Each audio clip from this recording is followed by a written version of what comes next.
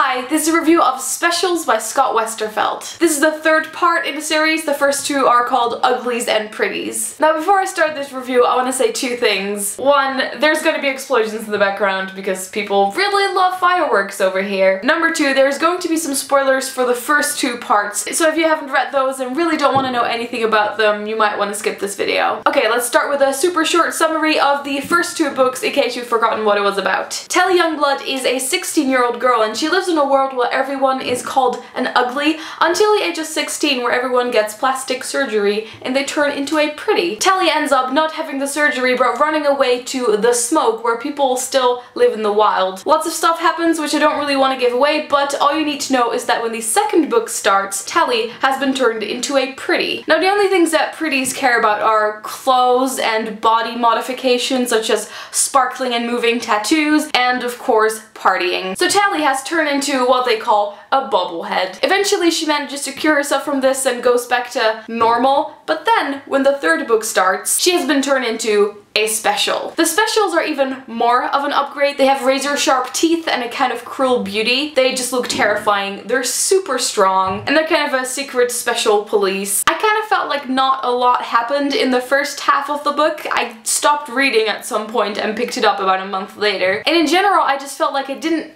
care enough about the things that were happening and the people it was happening to. I've never thought that the characters in these books were very strong, but at least when they're human, they're still kind of relatable, and when they're airheads, they eventually turn back into normal humans, so you can kind of get that. But when they turn into specials, they become so unhuman and kind of flat, like their personality disappears. The problem with these books is also that Telly has to rediscover herself every time because she's turned into something different and then she starts doubting that, but she wants to stick to it and then she has to change eventually. I feel like Shay is kind of a weak character who's always there but doesn't really seem to have any substance. And at some point I kind of stopped caring about Zayn too, who is one of the main love interests. What was very interesting though was the description of what the specials were like. They had this full body armor suit. I think it was supposed to look kind of like a wetsuit, but they have these scales that can change the way the suit looks so they can blend into the environment. That was really cool. I think at some point the scales actually turn into spikes when someone was holding her, and they kind of have these things programmed into their eyes, and of course they have